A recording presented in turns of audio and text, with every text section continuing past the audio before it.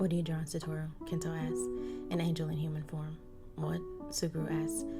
"A woman came into the club Friday night, and she was absolutely beautiful, which doesn't do her justice." Suguru snorted. "The older you get, the cornier you get." "Did you speak to this angel in human form?" Kento asked. "No.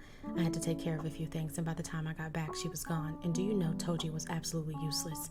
I showed her to him on the security tape, and he couldn't remember her name. He sees hundreds of people nightly, whether they're going into the club or the casino.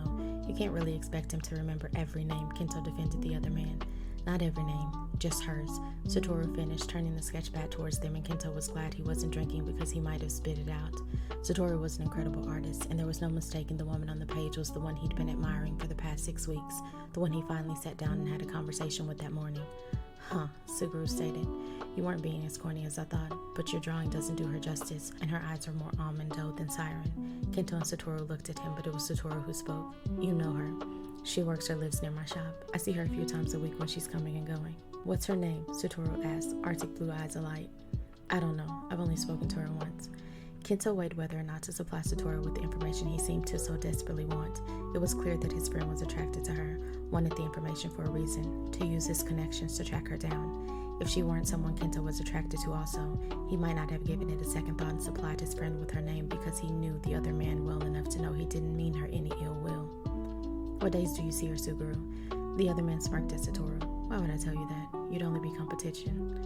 Well, shit, Kento thought. With as big as Tokyo was, what were the chances of the three of them being attracted to the same woman? Though it had happened twice before, once in high school and once in university.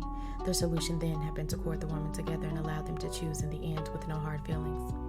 It hadn't worked out the way they thought it would. Satoru had been the choice both times for what he could give them, and that hadn't been what his friend wanted. They wanted what he supplied, what they could get, not him as a person.